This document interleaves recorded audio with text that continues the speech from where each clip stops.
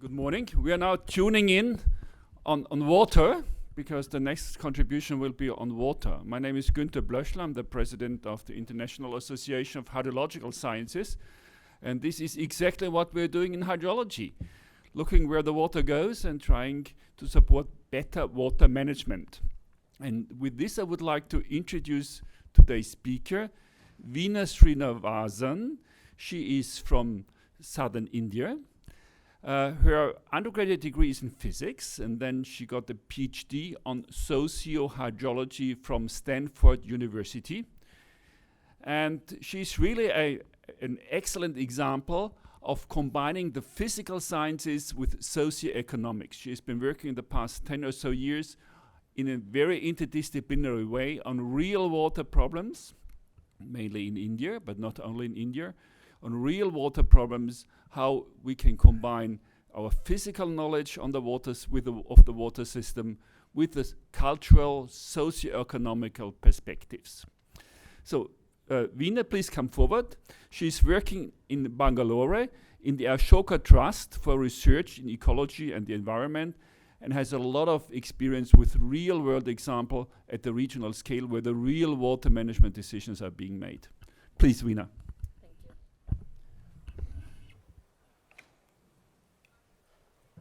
Thank you so much for that generous introduction, Gunter, and I was just waiting for the presentation to come up. But I think while we're waiting for that, I'll take this opportunity to say that was an excellent talk from the previous speaker, and I'm going to start at the complete opposite end of the spectrum, where the previous speaker spoke about a very, very, oops, okay, that's not the right one, but also an interesting subject, but just not something I can speak about. So the previous speaker gave a really important global view, and what I would call a top-down view of what climate change is going to do in general and to water specifically. And I want to start at the exact opposite end, which is to start very local and bottom up and kind of explain what kind of crisis we face and what causes those crises and how we might break them as scientists and researchers. So bridging the science policy gap, insights from the Cauvery Basin. So I'll start with a story, which is the story of the Cauvery. It's a very, very old, 2,000-year-old dispute, interstate dispute. Just some broad background, the Cauvery is about 80,000 square kilometers. It's in southern India, and it's shared between two states, four states, but I'm only going to talk about the two main states, which is the upstream Karnataka, which is where Bangalore is located, and then the downstream Tamil Nadu.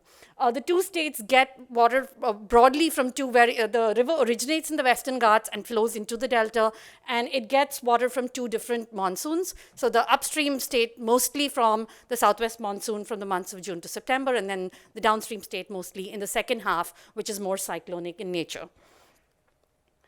So the story begins about 2,000 years ago with the construction of the Grand Anicut Dam, which is at the mouth of the Cauvery Delta. And it remains today one of the oldest water management structures in the world. And it was built by the Chola king, one of the kings at that time. And it led to the development of a massive irrigation system in the delta, not unlike the delta regions of the Nile and the other ancient civilizations. And the development of this massive irrigation system because of that construction of the Grand Anicut Dam led to a very rich civilization, lots of temples for people who visited that part of the country, extremely fertile region. Now, as we go from 2000 to about 1500 AD, the upper part of the entire basin began to gradually be developed, but not with large structures, with millions of tens of thousands of small structures or tanks, which were built to capture water locally in local villages and irrigate the water in small structures, basically.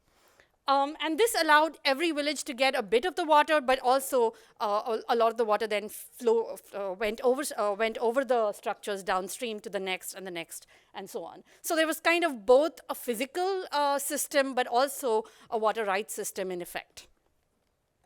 Now, the main dispute that we talk about today began with the construction of the KRS Dam, which was about in the late 19th century, where the upstream state, which is Karnataka, which at that time was now under British rule, it was the princely state of Mysore. And the downstream state was actually controlled by the British Madras Presidency. And the dispute began when the princely state of Mysore proposed to build a dam upstream of the delta in what is today Karnataka. This led to a challenge by the British Madras Presidency, which controlled the entire downstream state and the fertile delta. And they then, this led to a series of negotiations between the two parties. And finally, in 1924, an agreement was signed. And basically, the agreement said that you can build this one dam at KRS, we will build another dam downstream. And after that, no one builds any more dams. That's the end of it, right? And so they kind of wanted to freeze it in time. Now, after India got independence, they became two separate states, Karnataka and Tamil Nadu. And the upstream state basically said, we are not going to adhere to this historical, what they felt was an historical injustice. And so they began, both sides actually, but specifically the upstream state, began a series of dam building activities. And just between the years 1970 and 80, they built 4 large dams, one after the other, without necessarily consulting the downstream riparian. And this basically led to a series of disputes between the two states, which eventually led to the formation of a tribunal in 1990. And the thing that triggered the tribunal were these massive riots which occurred in Bangalore, which basically led to the Supreme Court forming a tribunal which was going to then adjudicate the dispute.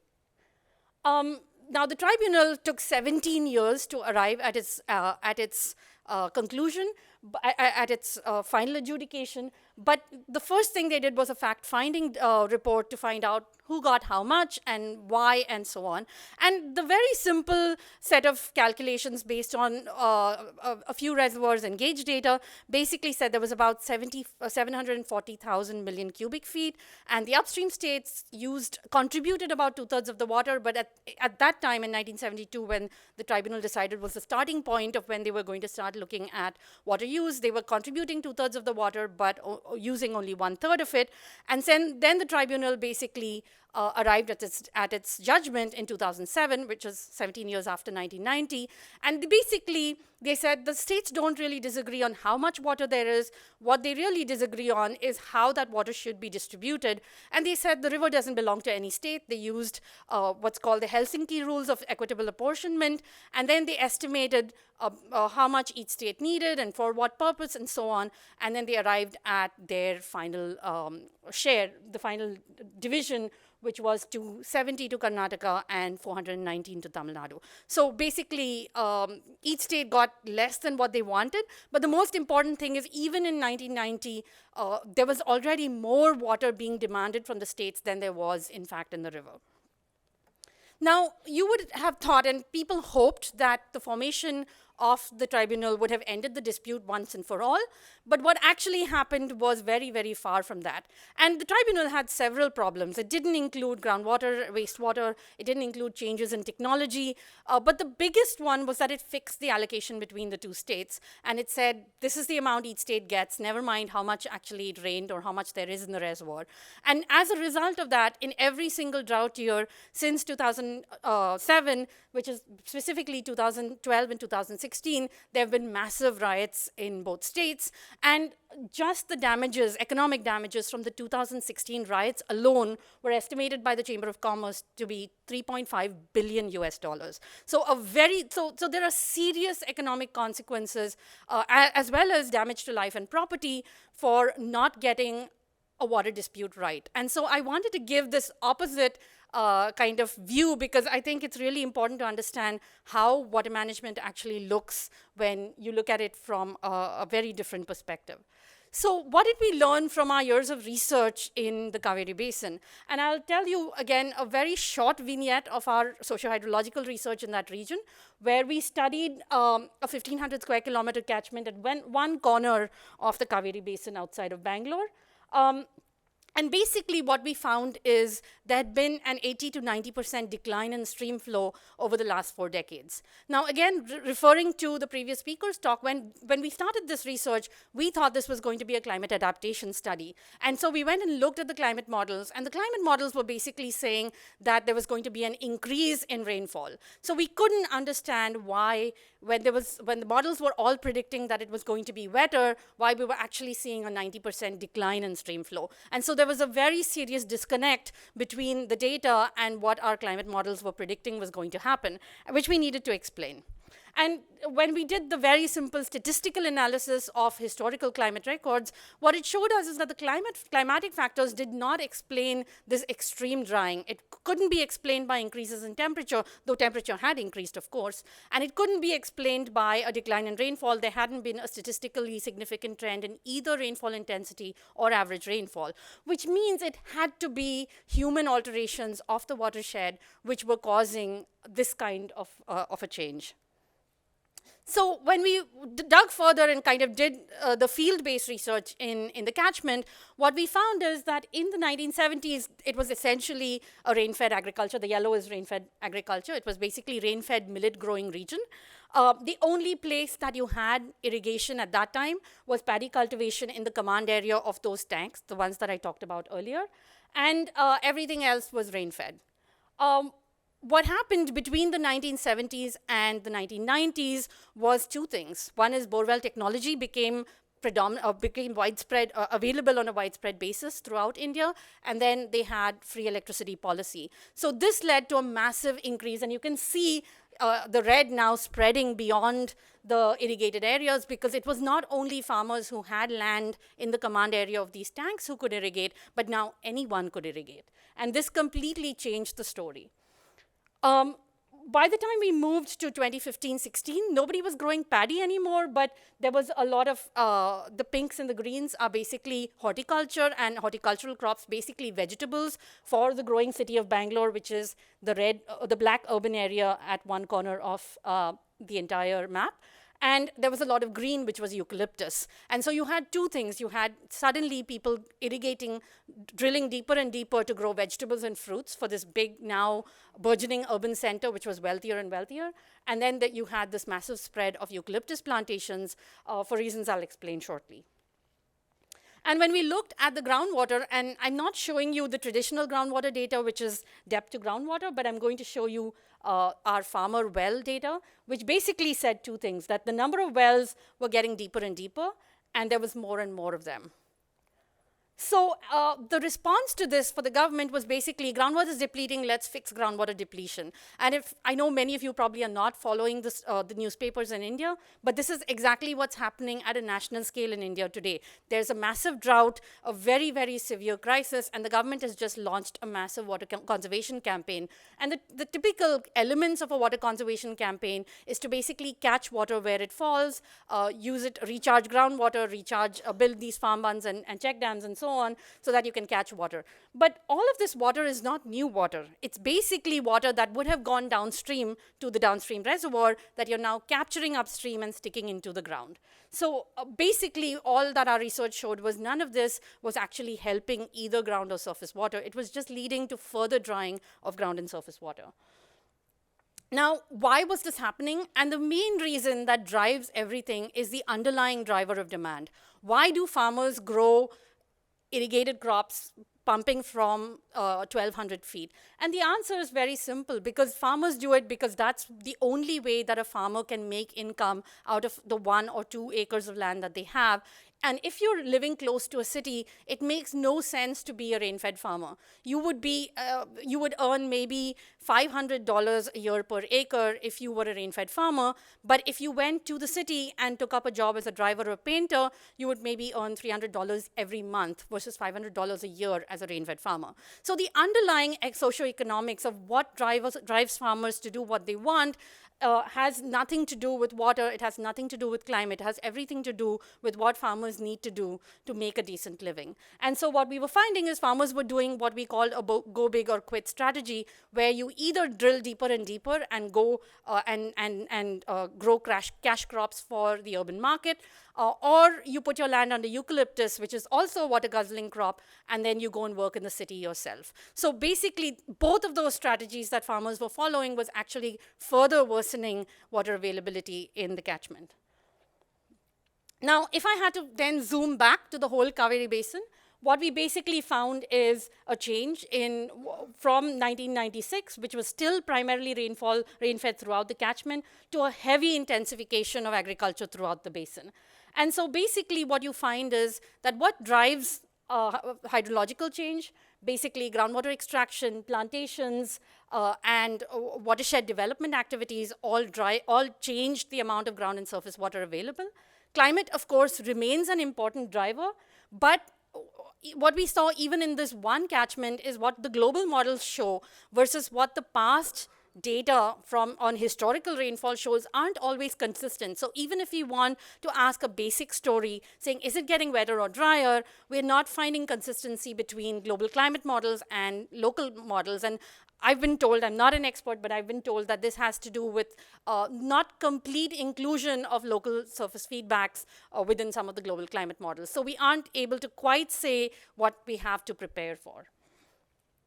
Of course, as I said, the underlying socioeconomic drivers are even more important than our understanding of the hydrological linkages. And basically, if we do, what we find is what drives rain-fed farmers and what drives irrigated farmers to do what they do matters much, much more than anything else that we can study. And so if we don't understand those, we're not going to be able to anticipate the future. So my question for us as researchers would be, if we were today standing in 1970, when this entire story, my story began, would we be able to have guessed what the situation looked like today, half a century later? And if we were able to, knowing, let's say we did the socio-hydrological model, we understood the feedbacks of what drives different actors to act the way that they do, and we were somehow able to figure it out, if we knew how people behave, would we then do a better job at anticipating what we would be 50 years from now? And more importantly, if we were able to do that, how could we actually make a transition to a better pathway? So the big question for us is we can do the research, but as scientists, if we know what's going to be done and we know what to do, can we actually move the needle to a better path? Or do we forever remain bystanders and just witness history? So I think that's the challenge that we as researchers and me as an applied researcher and somebody who wants to work on the science policy interface faces.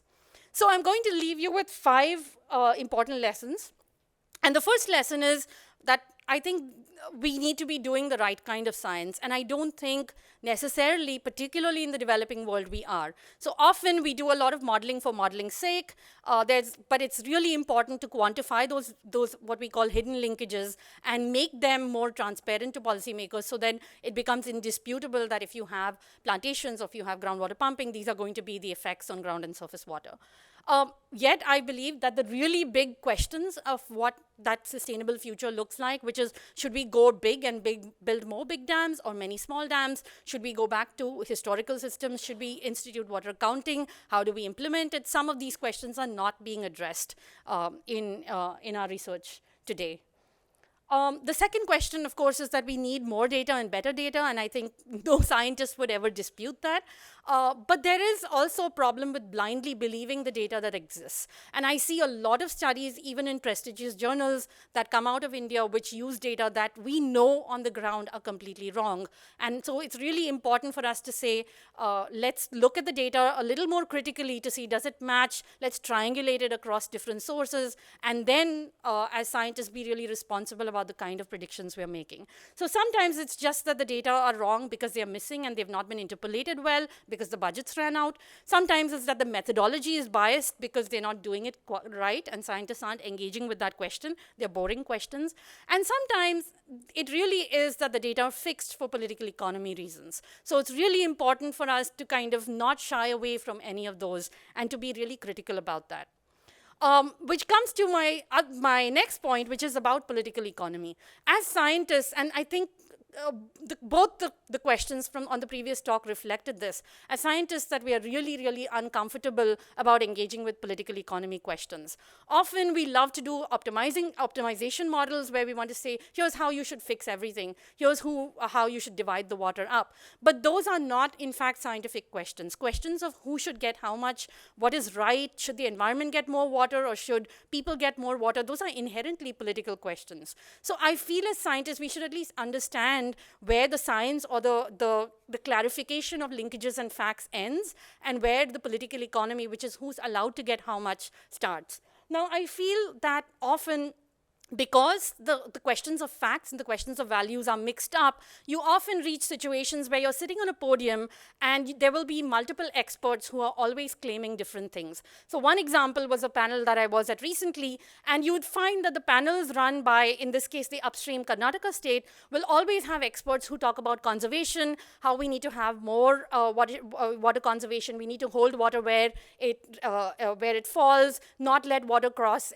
a village border, not let water cross a state border. But that's an inherent political question. So when you have an expert, a scientific expert, who's saying we should invest in water conservation because we don't want water to cross state borders, we want to have use every drop where it falls, that's in fact a political position which says let's not give anything to the downstream. On the other hand, if you go to the downstream state and sit on panels in the downstream state, you're seeing experts on the panel who are all talking about ecological flows, how important it is to map biodiversity and frogs, and how important it is, because the downstream state always wants to have experts that have the water flow.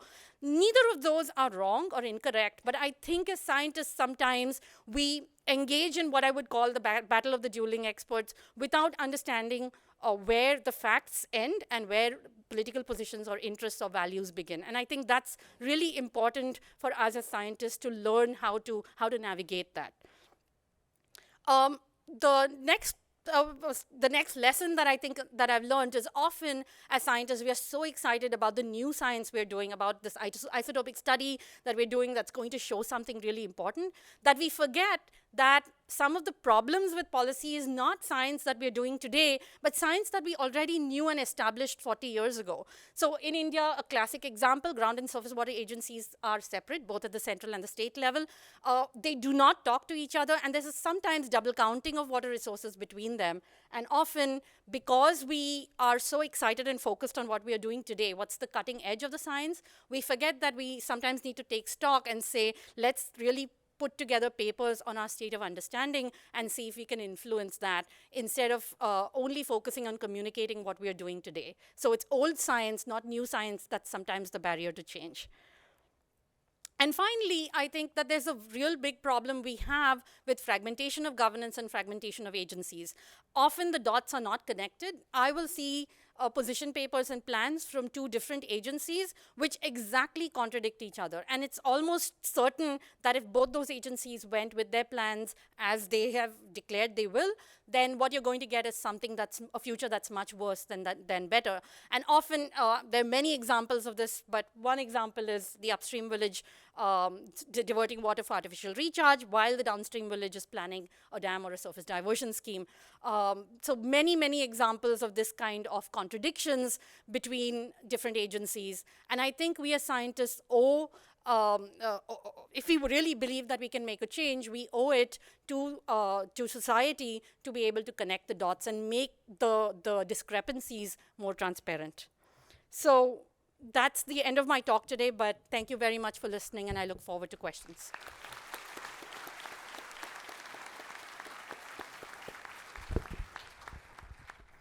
Thank you very much, Veena. Indeed, questions, please. Yes, please.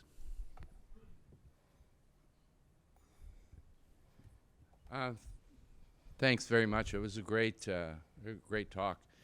And also highlights the importance of recognizing water as has a very strong regional, it's a place-based issue, right? But it struck me in the discussion of this aspect of particularly your third point about how you engage in the political dialogue. One of the approaches, and I'll just use the Biodiversity Convention, felt that they had to do more of an in-depth assessment. So biodiversity is also a place-based issue.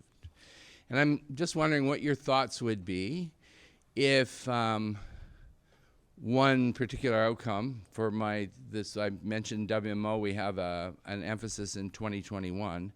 This idea of doing a regionally based assessment that would deal with, cover the 5 topics, the 5 messages that you have left, that could help maybe enable more of a stronger political engagement with kind of the science community. So I'd be interested in your thoughts. I think that's an excellent question. Excellent suggestion, because as you correctly noted, water is local, and the extent to which we can show as showcases how to do this better locally, but yet connect case studies globally or a framework, provide a framework globally would be very, very welcome. So I welcome that and would be happy to chat more. Okay, thank you. More questions? Okay, very interesting topic. I think the situation may be the same with some of the developing countries. They also have the growth of population and also the industry. In this presentation, I want to know some of the situations of the industry water, especially for the industry water management and also the industrial development of India impacts on the water resources and water resources use. And also another question is about right now also in China, we're facing the water shortage. We are using some of the ways such as the wastewater reuse, seawater intrusion, and also including rainwater use. How about this situation in India? Okay, thank you very much. Thank you. Both excellent questions. On industrial development, firstly, India has something called a water allocation priority, and irrigation has technically, on paper, it's domestic irrigation and then industry. Now, the problem is there are 2 major loopholes around this problem, which is that they interpret domestic as city water supply, which means basically if industries lie within a city or within the city's water supply jurisdiction, they actually get higher priority because they fall under quote-unquote domestic water supply. And so the problem then has been, so I don't have a position on whether industry should get water over agriculture, but I think the problem is that there have been too many loopholes, and one of them is that industry gets water priority over everybody else because they fall under this loophole of domestic water. And the other problem is groundwater, of course, because groundwater is completely unregulated. Our research in Bangalore shows that almost 90% of industrial and commercial water supply comes from groundwater, and that's unregulated. And it's actually really difficult to regulate because the problem is you don't even know. There are several 100 million bore wells in India, and nobody knows where they're located. With irrigation bore wells, you can see them because it's a bore well in the middle of a farm. So theoretically, you could actually do a census, and if it's expensive and so on. But if it's industry, it's almost a bore well which is under. I've seen bore wells which are under people's drawing room centerpieces. I mean, literally, you go and you won't even know it's there. And so if you don't even know that bore wells exist and where they exist, how are you going to do it? And I don't have a solution to the urban groundwater over extraction. So I think, I would welcome suggestions. I don't have an answer to how we would fix that, but there are loopholes with that, and that is causing some of the underlying conflict. So a lot of the story that I had is basically we think that we can understand water conflict, but we are only looking at surface water and not all of the other ways in which groundwater is getting reallocated. Wastewater recycling is great. It's very, very low penetration at the moment. Yeah. Thank you. We can take one final question, please. My name is Vasque Andressian. I'm a hydrologist from France, and I like particularly your point on the relevance of our research. It reminds me of a French agronomist who said that he didn't want science because science was blinding. We needed education because education was enlightening. But basically, for us, we are researchers. It means that most of the work that we are doing and publishing is just not relevant to the problem of this world. So basically, we are losing our time, and I know you're not saying that, but could you comment on this point? So I'm very glad you asked that question, because so I'm not at any point saying we should stop as scientists doing what we're doing.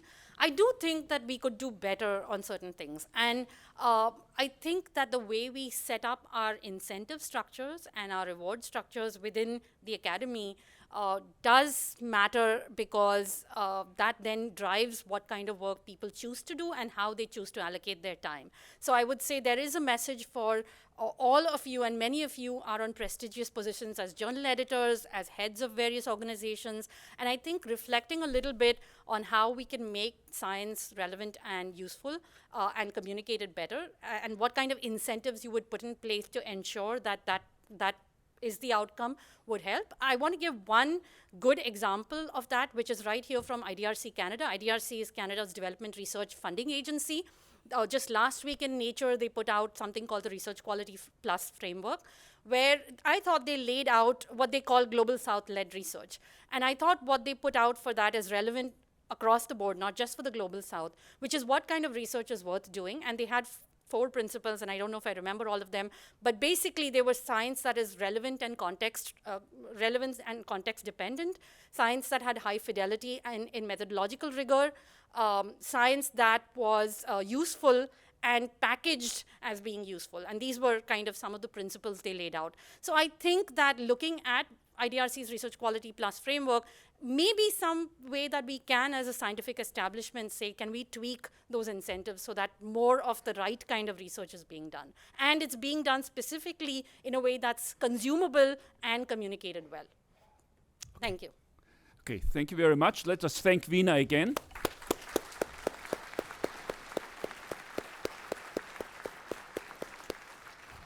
And we can move on to the next presentation.